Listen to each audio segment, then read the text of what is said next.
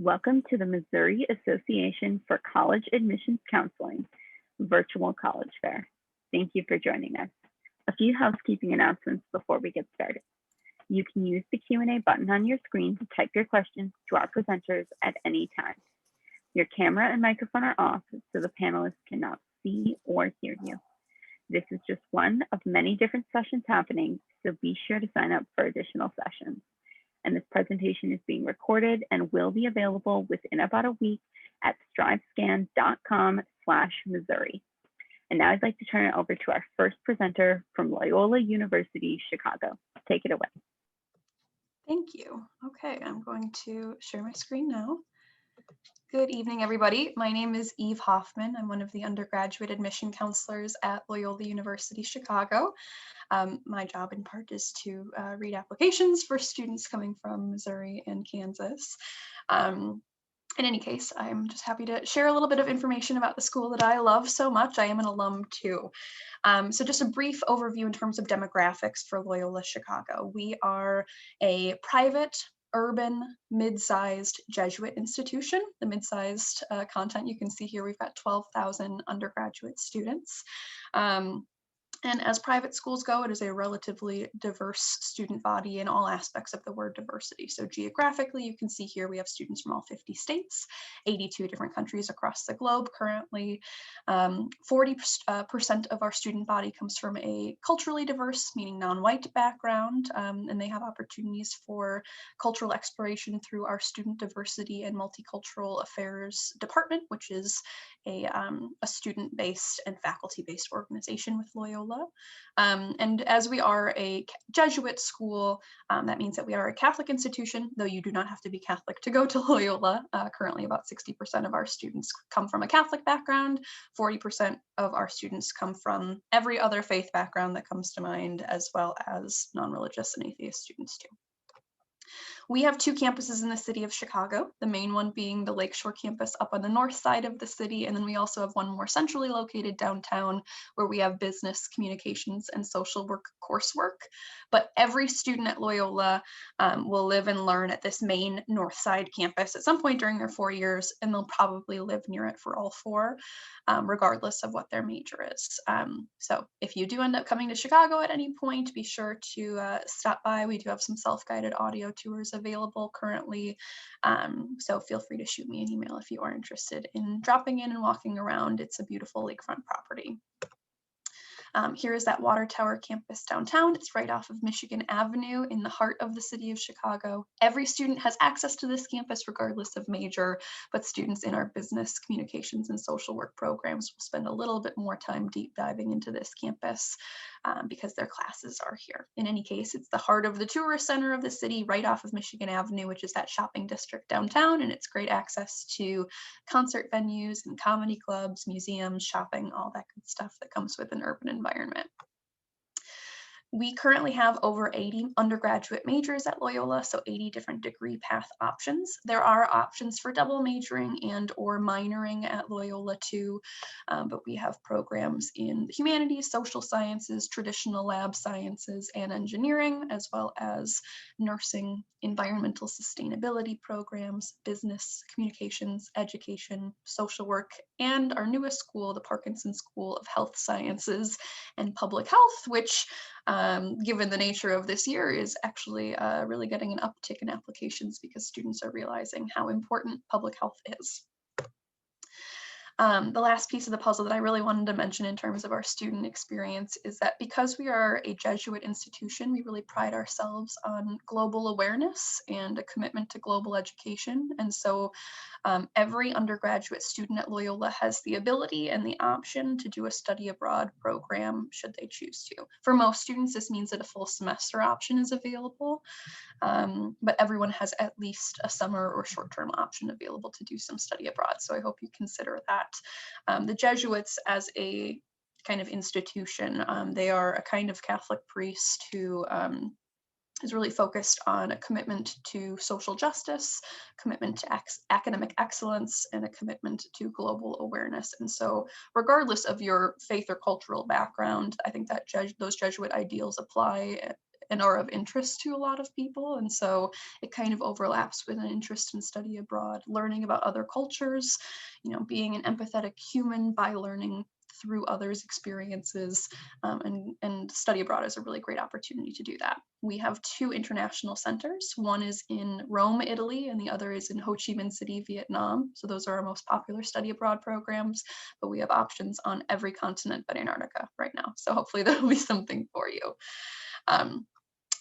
Just FYI, in terms of our campus visit experiences right now, we are not currently offering campus tours, though we are hoping to be able to do so later in the spring and definitely in the summer. And in terms of course options and on-campus living, our institution just announced that next year we will be moving back to kind of a more traditional living style with adjustments for COVID. But just an FYI, we are going to be offering in-person as well as online coursework, depending on your level of comfort with in-person opportunities, as well as options for commuting or living on campus moving forward.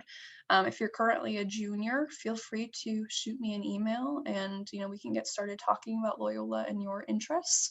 If you're currently a senior that's popping in, I'm more than happy to talk through your next steps too. You've still got a lot of time to decide, what kind of school works best for you, but we can kind of help you to whittle it down. And if Loyola is, an option for you right now, I'd be more than happy to talk more about our student life experiences and deep dive into our majors. So keep me posted. All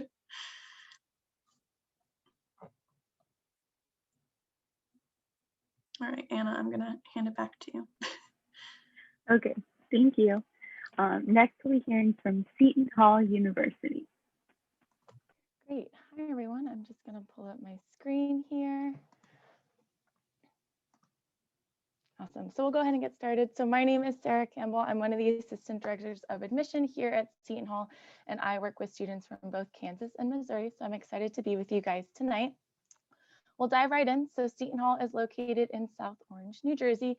We have about 6,200 undergraduate students and close to 4,000 grad students. So we are a medium-sized university. Our size is really a benefit to our students because we still offer a lot of great opportunities for research and internships, but you're still going to have small class sizes and feel like you're in a really supported community. We're split pretty evenly with 51% female students and 49% male. All 50 states as well as 70 different countries are represented within our student body, and we have about a 45% diversity rate. We really pride ourselves on personalized attention here at Seton Hall. So again, we have small class sizes. Our average class size is just around 21 students. We also have a student to faculty ratio of 14:1, and this does really allow our faculty to become great mentors for our students throughout their time at Seton Hall. We have over 90 different undergraduate programs for our students to choose from. The list of colleges are here on this slide. I won't go into too much detail about each one. So if you do have specific questions about any of these colleges or the programs that we offer, I'm happy to help answer those questions for you in the Q&A box. I will point out that we also, on top of these, traditional colleges, we also offer some dual degree programs, especially within the health sciences with our School of Health and Medical Sciences, as well as some dual degree programs with our Seton Hall Law School. That are really great advantage for our students. Regardless of what major or program students choose at Seton Hall, there's tons of opportunities for hands-on learning experiences, whether that's research with faculty or studying abroad. Tons of community service opportunities within South Orange in our campus.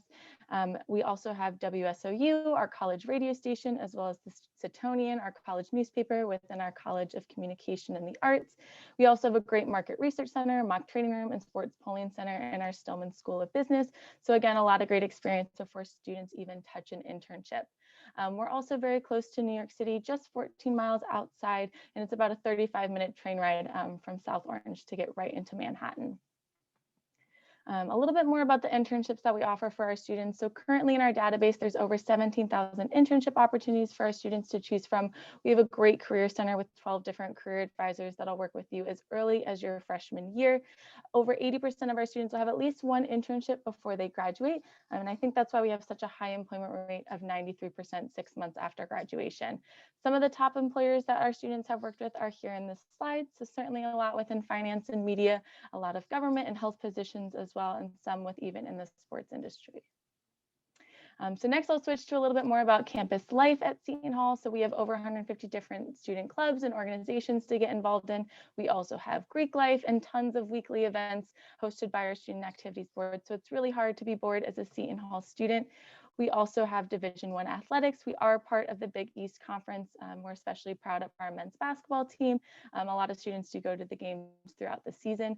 We also have some club and intramural sports offerings as well for students who want to remain active and competitive, but aren't looking for that D1 commitment. In terms of housing on campus, we do have 6 residence halls as well as 2 apartment style buildings for upperclassmen students. Overall, about 80% of our freshmen will live on campus, and then about 50% of our undergraduate population will live on campus. Many students do live off campus right in downtown South Orange. Next, we'll transition to talk a little bit more about scholarships and how you can afford to attend Seton Hall. Every year, we give over $100 million in grants and scholarships to our students, so we do try to be as generous as possible when awarding those. 98% of our students will receive some form of aid, and 98% of our students will receive aid directly from Seton Hall in the form of a grant or a scholarship. We do automatically consider students for a merit scholarship once they're admitted to Seton Hall.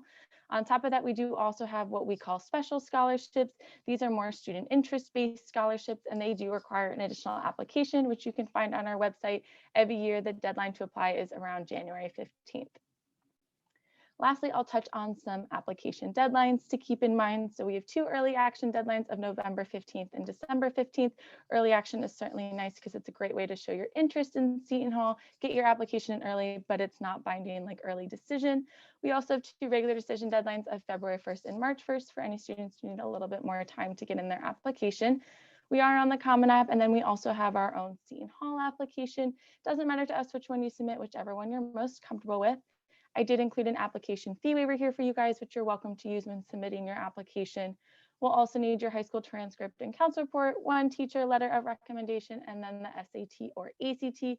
We are currently test optional for fall 2021, and we will continue to be test optional for fall 2022. We do have a couple of exceptions to that test optional policy, which is our joint bachelor's MD program for any students interested in med school. We are using a holistic review, so our students, we're taking into account all these different pieces of their application, but on average, our students come in with a 3.6 unweighted GPA and an average SAT of a 1235 or an average ACT of a 27.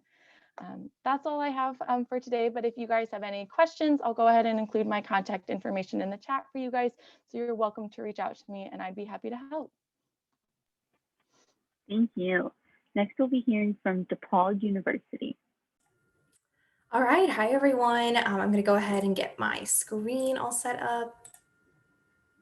Okay, excellent. So my name is Sarah Fink. I'm an admission counselor at DePaul. I am so excited to talk to you all today. I work with students from Missouri, so I'll be sure to include my contact information at the end so you all can get in touch with me. So I always love to start out with this beautiful picture of our campus. DePaul is located in Chicago, and similarly to Loyola, we also have 2 campuses. So this one is our Lincoln Park campus located in Lincoln Park, which is a neighborhood about 15 minutes north of downtown Chicago. You can see there in the background, the skyline of Chicago. That right there is the downtown loop area. So students will spend their time pretty regularly on both campuses, depending on what they're studying and just which campus they prefer. This next slide shows a little bit more of a breakdown of where specifically we're located in Chicago. And actually, this is a pretty zoomed in picture of our campus. So even though, it looks like Lincoln Park and the Loop are on opposite sides of the city, this is actually only 15 minutes apart from each other. So our students will regularly take the train or public transit to get around the city. Every student gets a U-Pass, which is included in tuition. So you get unlimited rides on the Chicago trains and buses when you're a student, which makes not only getting back and forth between our campuses accessible, but also getting to all of Chicago. So you really do feel like the city is your campus. To go into some basic stats about DePaul, so we have a little over 22,000 total students. Of those, about 15,000 or so are undergraduate students. We are actually the largest Catholic university in the nation, but that being said, only about a third of our students identify as Catholic. We do have students that are coming from over 30 different faith backgrounds, including students who don't practice. About 45% of our students are students of color, and about a third are first-generation college students. So they're the first in their families to go to college. I mentioned all these different statistics because it all plays into who we are as a university, why we were founded, what is the mission of DePaul. So DePaul was named after, DePaul University is named after St. Vincent de Paul, who is the patron saint of charity. So those values of community service, of access and attainment of a college education, of diversity and inclusion, all of those are major components to who we are as a university and why we were founded. We were one of the first universities in Illinois to admit women and people of color. So again, those values have been deeply rooted in who we are. Our students are coming from all over the US and all over the world. We have students from all 50 states as well as 135 countries. And those students are studying in a diverse amount of majors. You can see there we have over 130 majors, 300 total academic programs, including minors, concentrations, and graduate programs. You can see our top 5 majors listed there includes film and television, health sciences, accounting, psychology, and computer science. In addition to those major areas like business, computing and digital media, and science and health, we also have really strong programs in education, communications, the liberal arts, theater, and music. So really a wide variety of things you can study at DePaul. In terms of getting involved on and off campus, our students certainly take advantage of being in Chicago. We have over 350 different student organizations. You can see some listed there. We also have over 500 companies that will recruit actively on DePaul's campus, being involved in not only the social scene of Chicago, but also the career scene, the internship scene is really important to our students. About 70% of students will graduate completing at least one internship, and it's actually a requirement that before you graduate, you have to have either completed an internship, studied abroad, or done a community-based service learning course. So that experiential learning is really integral to who we are as well. Just a couple other things about getting back to academics. I mentioned that dual campus structure. So located on our college, or on our Lincoln Park campus, is our colleges of liberal arts and social sciences, science and health, education, theater, and music. So if you're interested in any of those areas, Lincoln Park is where you're going to be spending most of your time. And then our Loop campus is where our College of Business, Communication and Computing and Digital Media is located. So if you're wondering, how you would be splitting your time, you can imagine that most of your classes will be taking place on the campus which your college is located at. Talking a little bit about the application process. So DePaul is on the Common App, and that is the only way to apply. It is free to apply to DePaul, so really no reason not to, right? All that we require is your official high school transcript, as well as the Common App school report, which is similar to a letter of recommendation from your school counselor. We have been test optional since 2012, so we regularly will admit students with or without test scores, and students are considered for all academic scholarships without test scores as well. We also have some really amazing honors programs that you can get involved with, including our university honors program for all majors, our Pathways honors program for pre-health students, as well as our Strobel honors accountancy program. So if you're interested in, if you've taken a lot of IB, AP honors classes in high school and you really want to challenge yourself, we have a lot of great ways to do that at DePaul as well. And you can be considered for all of those honors programs when you apply and have been admitted. So yeah, that's all that I have for DePaul. I'm excited to chat with you all more and hope to hopefully see you on campus soon. Awesome, thank you. Next, we'll be hearing from the University of Richmond. All right, good evening, everyone. I'm going to just start sharing my screen here. My name is Rachel Risto. I'm one of the Associate Directors of Admission at the University of Richmond in Richmond, Virginia. And I'm privileged to be able to recruit and read applications for Missouri and Kansas as well. So I have a lot to share about Richmond, and there's a lot to love about it. So Richmond is one of the most beautiful campuses, located just west of the city of Richmond, which is the capital of the Commonwealth of Virginia. So it's a more suburban area. And on campus, we're a small-ish institution with about 3,200 undergraduate students. And that is kind of the hallmark of our academic experience, with 99% of classes being fewer than 30 students, and the majority of students living on campus all 4 years. So about 90% of students living on campus all 4 years.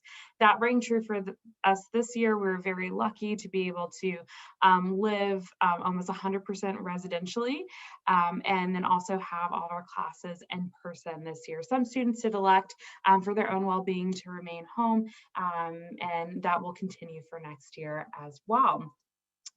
So what our students are learning in the classroom, our over 60 majors are broken down into 3 schools, although all students begin their journey at Richmond undeclared.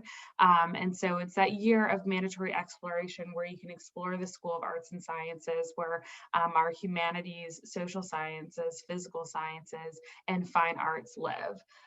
The Robbins School of Business is a premier business school, with our most popular major, business administration, being located there.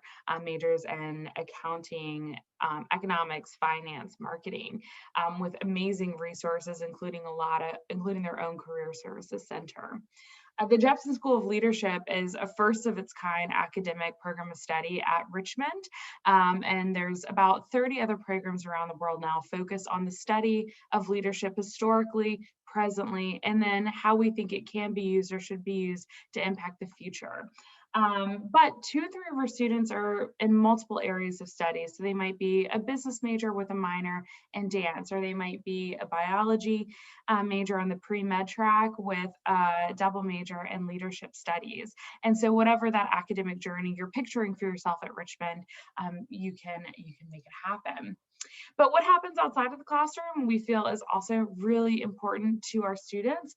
And those big opportunities for research or internship, we realize, are so important to your success after graduation.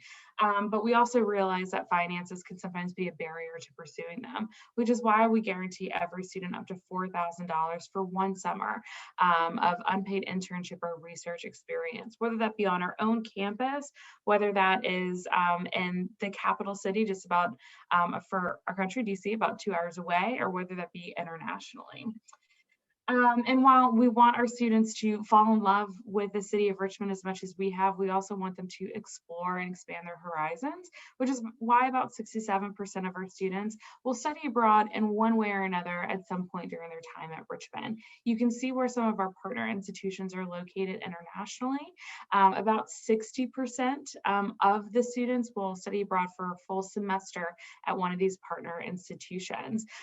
There are other shorter term options available for students who maybe don't traditionally have that availability to study abroad because they're one of our Division I athletes, or there are certain classes don't allow for it. But our International Education Office is committed to making international education and study abroad available to every single student at Richmond.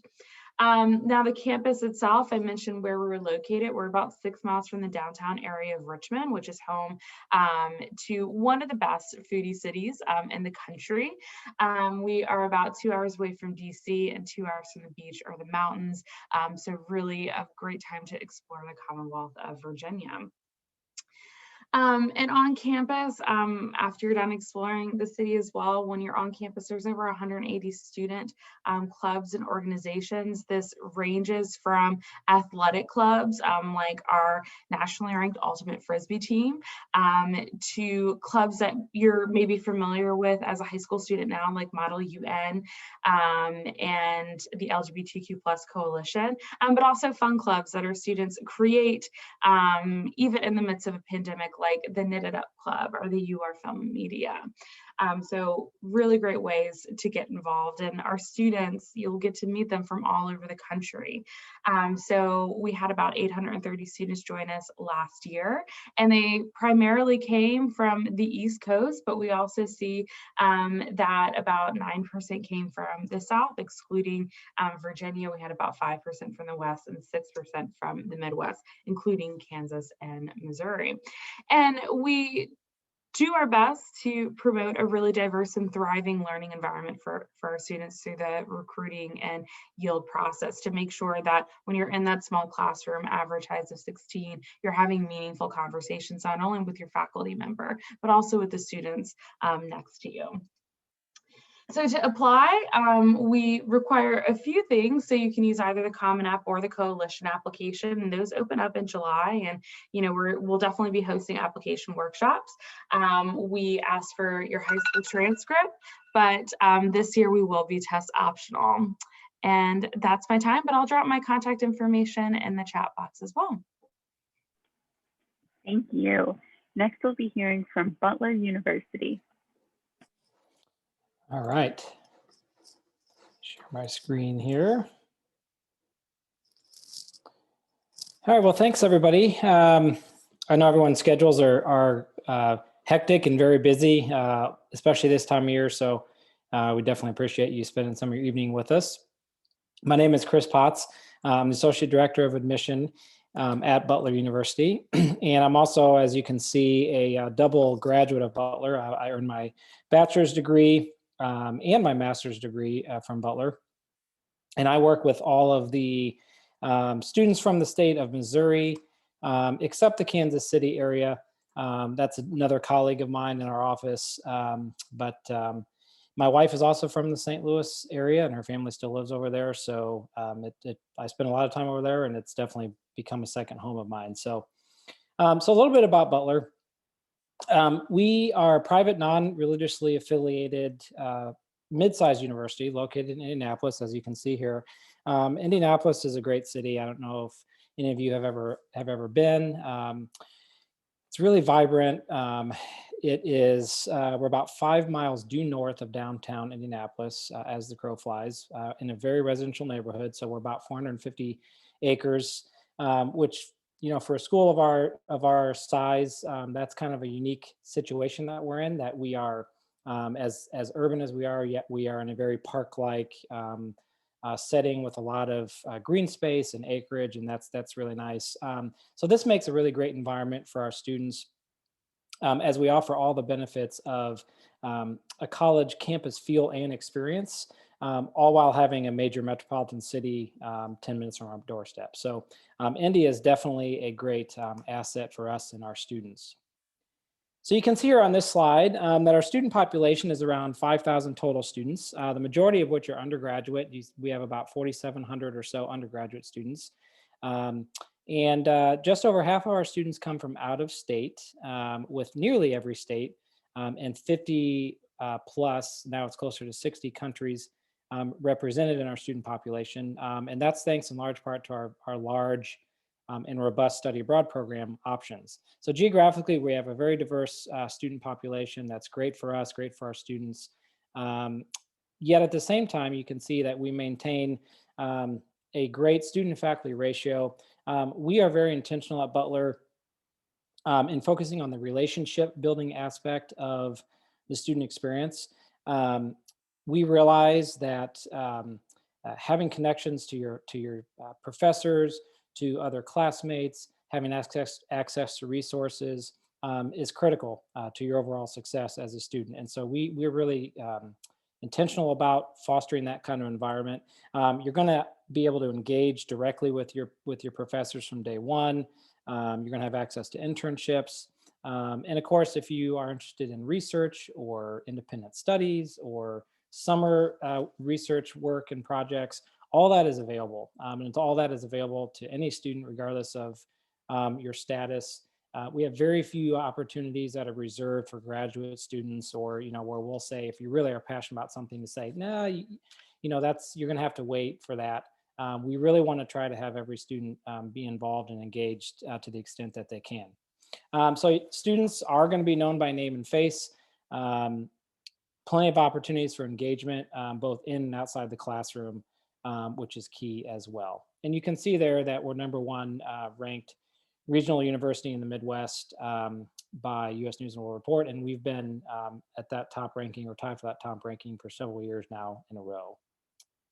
So I want to go a little more in depth about our academics at Butler.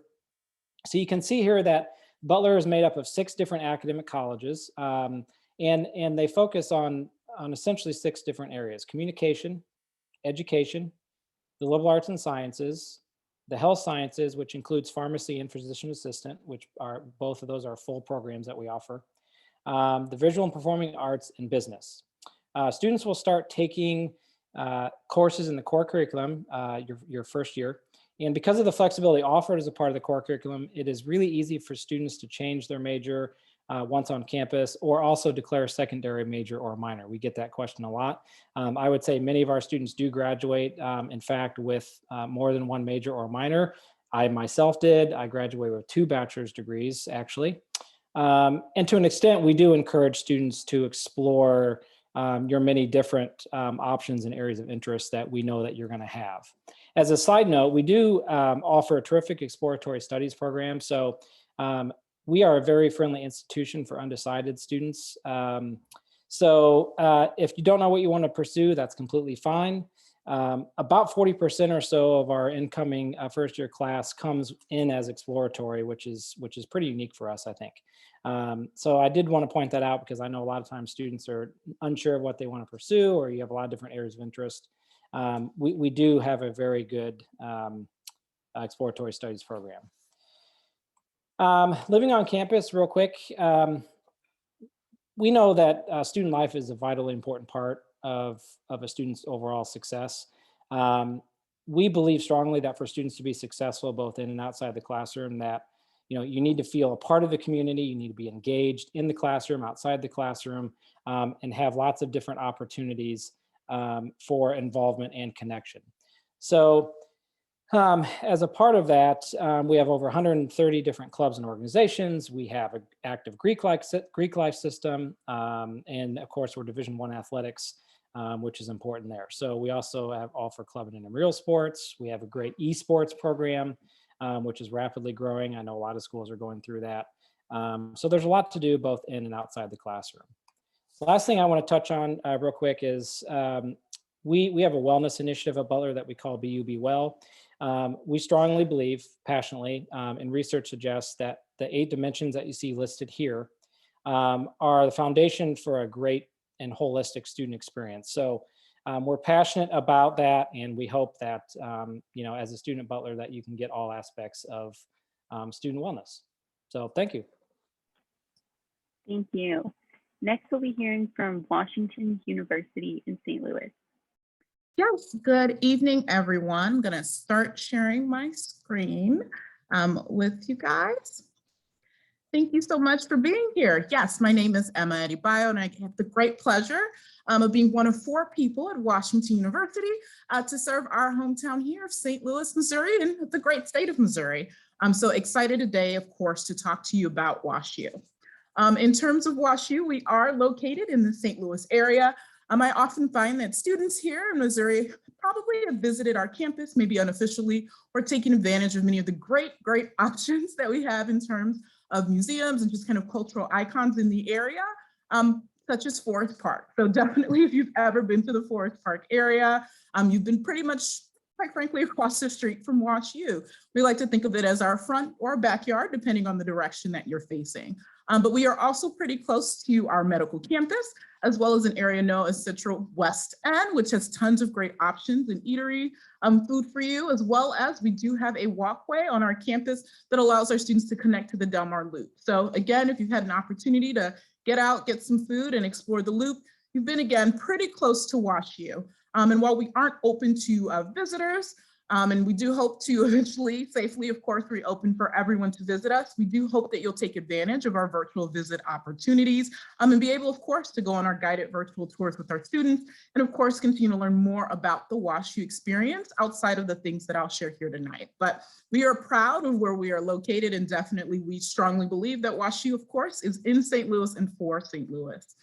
In terms of WashU, in terms of its academic experience, we are considered a medium-sized private Research One institution.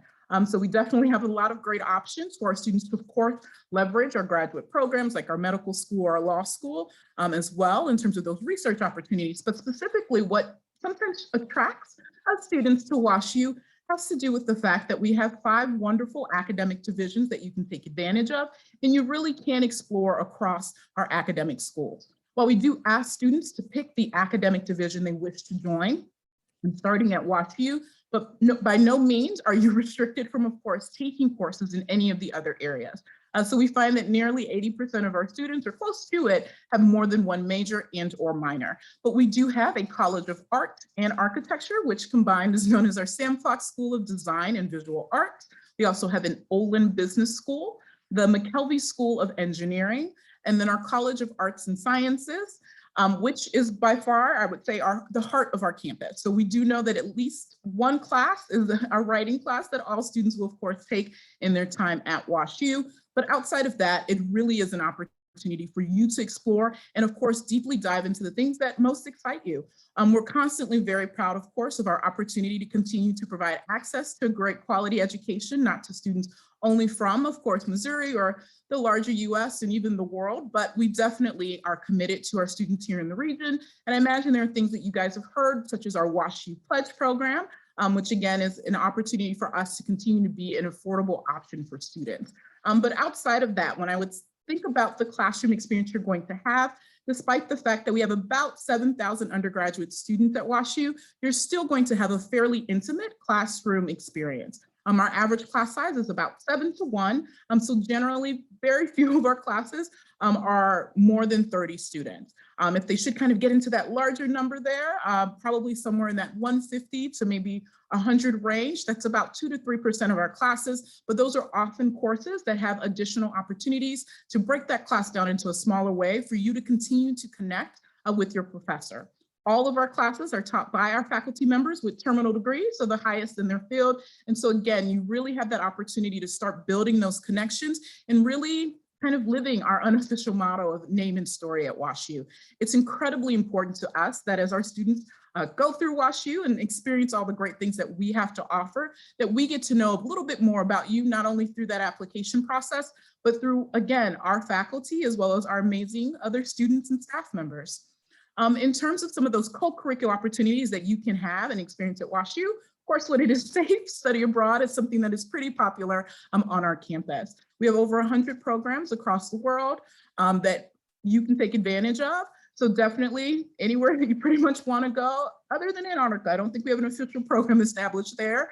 Our study abroad office, which is known as the Overseas Office, will be happy to help you figure it out and plot it out. But also don't feel like you have to know exactly where you want to go or what you want to do. They can work with you at all stages. Many of our students are also very committed to being active in the region. They make WashU and St. Louis their hometown, and so they also want to get out, explore, and give back. So we find that our students are very civic minded. In addition to that, many of our students sometimes, of course, want to get involved in things like research. And as we are a Tier 1 research institution, you definitely have the ability to do so. As we do have an Office of Undergraduate Research, which makes us pretty distinct that, again, we have an office dedicated to supporting undergrads only in all divisions, all majors, in terms of their research opportunities at WashU. And we do have some students who want to start a business. And we always want, of course, to support that entrepreneurship bug. Regardless of whether you are in our Olin Business School or not, there are going to be plenty of resources to help you kind of figure it all out. And of course, we want you to have fun. A good chunk of your time in college is going to be spent outside of the classroom. And we have over 400 different student groups that are available to you as well. And they run the range of things, whether it's fraternity and sorority life, whether again, it's engaging in community service or sports. We have 19 Division III NCAA teams with over 24 national titles and counting. So definitely you'll continue to have a wonderful and fun time at WashU. And unfortunately, at some point, your 4 years is going to come to an end, but please be assured our career services is there from you from day one to really support you in terms of your search. This is a very, very small, tiny sampling of the companies that our students are often going off to work in, as well as graduate schools, whether it's our law school, medical school, or anything else that they are considering. But thank you guys so much for being able to hear me. I'm going to drop our information in the chat. Thank you. I just want to invite all of the reps to come back on for a quick Q&A session. So I will just have everyone share what is your favorite event or tradition that takes place on your campus, and we can go in the same order that you presented in. Okay, I'll start. So Loyola's might be a little bit cheesy, but that's the nostalgia is important. For all of our incoming students, we have a convocation walk, which is kind of just like a parade of freshmen. Not really any spectators, but it's really just kind of like a ceremonial walk around the campus in the nice August weather. And it is the first time that they are able to walk through these very beautiful patinaed iron doors on our campus that are connected to our library. And those doors are only open 2 times in your Loyola experience. So the first time is during that convocation walk when you walk through on your first official day as a Loyola student. And the second time you're able to walk through them is on your graduation day. So it makes for a really great photo op and kind of bookends the Loyola experience. And students always take photos with their friends and any family members that can make it out for graduation or any of their support system. So it's kind of, again, that kind of like bookend on the Loyola life.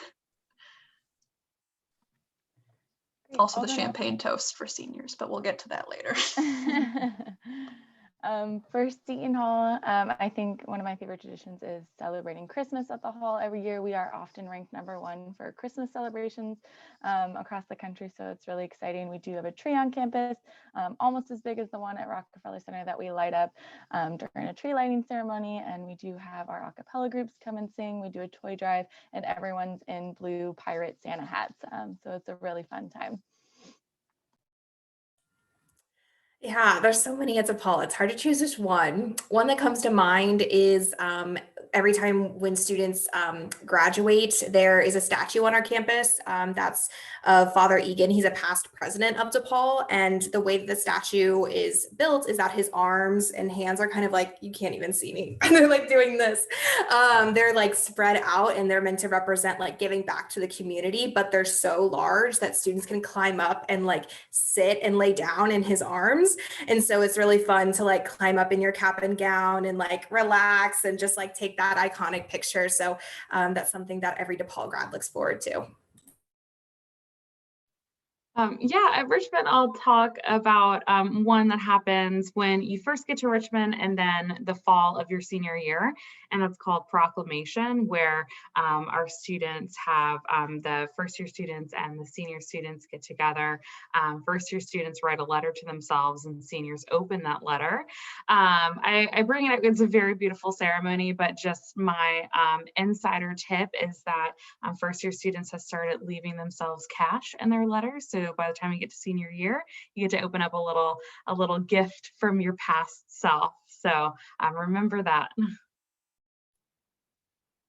So at Butler, we have many different traditions, but I would say one that has really kind of picked up steam over the years is the dance marathon, Butler University Dance Marathon. It's kind of, I mean, pretty much every student is involved with it in some form or fashion. And it's become a pretty amazing contest to see who can raise the most money for Riley Hospital for Children here in Indianapolis. So great cause also. And, you know, it's to the point now where we bring in a lot of times kids that are at Riley and if they can travel, and it's a tremendous thing that we do. And I think it brings campus together. So, so that's one of the coolest things, at least, that we do. So. We do have a lot of great traditions, but the one that probably comes to mind that I can't wait for it to come back is actually something called 13. It's one of the largest student-run carnivals in the nation that we host on our campus. But basically, we just turn WashU into like this giant amusement park, and we bring in tons of rides, and there's food trucks, but it's also open to the community. And so being able to have our WashU of friends and neighbors come onto our campus and just take advantage and enjoy, and all the proceeds that we raise from it just go to charities. It's just, I think, one of the great ways and opportunities that we have to celebrate each other in the city that we're in. Awesome. Well, thank you all for sharing, and thank you everyone for joining us. When you go to close this window, there will be a link to a very quick 4-question survey, and we'd appreciate any feedback you can provide. Also, this is just one of many sessions being hosted, so be sure to sign up for additional sessions. And in about a week, you'll be able to find this session's recording as well as all of the other sessions recordings at strivescan.com/Missouri. So thank you, everyone. Good night.